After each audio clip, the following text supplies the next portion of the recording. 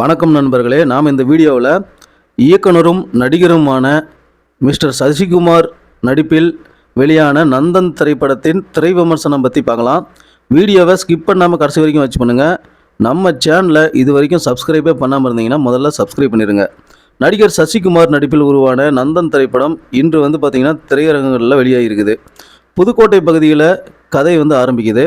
அனங்காங்குடி அப்படின்னு ஒரு ஊர் இருக்குது. அந்த ஊரில் ஊராட்சி மன்ற தலைவராக அந்த பகுதியில் இருக்கக்கூடிய ஆதிக்க சாதியினர் தான் தேர்ந்தெடுக்கப்பட்டு வராங்க. முக்கியமாக அந்த ஊரோட செல்வந்தரான கோப்புலிங்கம் அப்படிங்கிறவர் பல ஆண்டுகளாக தலைவர் அப்படிங்கிற மரியாதையை சுமந்துக்கிட்டு இருக்கிறவர். அப்படியான ஊரில் அடுத்த பஞ்சாயத்து தலைவர் யார் அப்படிங்கிற கேள்விக்கு எந்த தடையும் இல்லாமல் கோப்புலிங்கமே முன்மொழியப்படுறாரு. ஆனால் எலெக்ஷன் கமிட்டி எதிர்பார்க்காதது போல் அந்த ஊரில் தலைவராக போட்டிடுறவங்க தாழ்த்தப்பட்டது அல்லது பழங்குடியினராக இருக்கணும் அப்படின்னு சொல்லி ரிசர்வ் பகுதியாக அறிவிக்கப்படுறாங்க. இதனால் கோப்புலிங்கத்தின் ஆட்கள் அதிர்ச்சி அடைகிறாங்க. நமக்கு முன் கைகட்டி நின்றவர்கள் நம்மை ஆள்வதா அப்படின்னு ஒரு ஆத்திரத்தோடு இருக்கிறாங்க. கோப்புலிங்கம் நல்லா யோசித்து தாழ்த்தப்பட்ட சமூகத்தில் நம்மளோட பேச்சை கேட்குற அளவுக்கு ஒருத்தனை தலைவராக்கிடுவோம் அப்படின்னு ஒரு முடிவுக்கு வராரு. சும்மா பெயருக்கு மட்டும் அவனை வச்சுக்கிட்டு மீதி நம்ம ஆட்சியை செலுத்தலாம் அப்படின்னு சொல்லி பார்க்குறாரு. சுற்றி வளைத்து இறுதியாக தன் வீட்டில் வேலை செய்யும் தலித்தான அம்பேத்குமார், அதாவது சசிகுமார் அவர்கள் தலைவர் பதவிக்கு விண்ணப்பிக்க வைக்கிறாரு. அம்பேத்குமார் தலைவராக தேர்ந்தெடுக்கப்பட்டாரா? இந்த சாதிய அடக்குமுறைகள் அம்பேத்குமாரை என்னென்ன செய்கிறது அப்படிங்கிறது தான் நந்தன் படத்தோட கதை. நந்தன் சசிகுமார் சமூக நீதி, சாதி கொடுமைகள், தாழ்த்தப்பட்டோரை ஆதிக்க சாதியினர் நடத்தும் விதம் என ஆண்டாண்டு காலமாக நிகழும் அடக்குமுறையை பேச வேண்டும் அப்படிங்கிற ஒரு முக்கியமான பிரச்சனையை பதிவு செய்திருக்கிறார் இயக்குனர் ரா சரவணன். நகரங்கள்லேயும் தீண்டாமைகள் தொடரும் இந்த காலத்தில் கிராமங்களின் நிலை எவ்வளவு மோசமாக இருக்குது அப்படிங்கிறத ஒரு அரசியல் கதையாகவும் அதே நேரம் தாழ்த்தப்பட்ட மக்களின் வலியையும் கடத்த முயற்சித்திருக்கிறார்.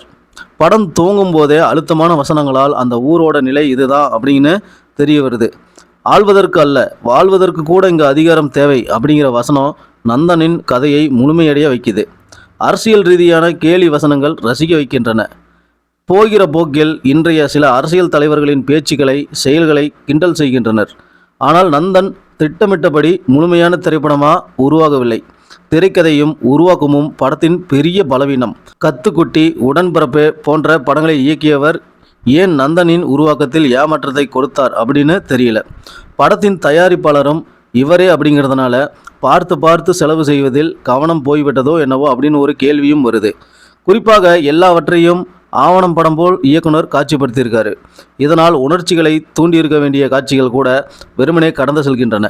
சில அரசியல் நகைச்சுவை வசனங்களுக்கு கைத்தட்டுகள் கிடைத்தாலும் வலுவற்ற காட்சிகளால் அவை பொருள் இழக்கின்றன. நடிகர் சசிகுமாருக்கு அயோத்தி, கருடன் கொடுத்த வெற்றியை நந்தன் தடுத்திருந்தாலும் பேச வேண்டிய கதையில் பங்களிப்பு செய்ததற்காக அவரை பாராட்டலாம். முக்கியமாக தென் மாவட்ட ஆதிக்க சாதியை சேர்ந்த கதாபாத்திரங்களிலே சசிகுமார் நடித்து வருகிறார் என அவர் மீது ஒரு சில விமர்சனங்கள் ஆண்டாண்டு காலமாக இருந்து வருகிறது. அதை உடைக்கும் விதமாக நந்தனில் தாழ்த்தப்பட்ட சமூகத்தை சேர்ந்தவராக நடித்து விமர்சனங்களை பதிலடி கொடுத்துள்ளார் சசிகுமார். நந்தன் படத்தில் கதாபாத்திரத்துக்கு தேவையான நடிப்பை வழங்கியிருக்காரு. பாலாஜி சக்திவேல் கைத்தட்டல். பெருமளவுக்கு நக்கலாக உடல் மொழியில் வசனங்களை பேசி அந்த கதாபாத்திரத்திற்கு அடையாளம் கொடுத்திருக்கிறார். சசிகுமாருக்கு மனைவியாக நடித்துள்ள ஸ்ருதி பெரியசாமி நன்றாக நடிச்சிருக்காரு. அழுத்தமான கதைகளை இயக்கும் இயக்குநர்களுக்கான நடிகை தான் அவர். இசையமைப்பாளர் ஜிப்ரானின் இசையை கழித்தால் எந்த காட்சிகளும் தனியாக தெரியாது. அதே நேரம் தேவையற்ற இடங்களை இசையை நிரப்பி வைத்திருக்காங்க. ஒளிப்பதிவும் சுமார்தான். நீண்ட காலம் தயாரிப்பில் இருப்பதால் நிறைய குறைகள் உருவாகி வந்திருக்குது. அதையெல்லாம் இயக்குனர் சரி செய்ய முயற்சித்திருக்கலாம். சமூக அக்கறையை பதிவு செய்யும் விரும்பும் இயக்குனர்கள் வலியையும் கண்ணீரையும் மட்டும் முழுமையாக நம்பாமல் கதையிலும் திரைக்கதையிலும் தீவிரம் காட்டினால்தான் ஆதிக்க மனநிலையில் இருப்பவர்களின் மனசாட்சியை கேள்வி கேட்கும் படைப்புகளை கொடுக்க முடியும். நந்தனின் கதை முக்கியமானது அப்படின்னு வச்சுக்கிட்டா கூட ஒரு திரைப்படமாக ரொம்ப ஏமாற்றுறதே தருது. படம் சுமாராக தான் இருக்குது. இதுதான் ஃபைனல் ரிசல்ட்டு.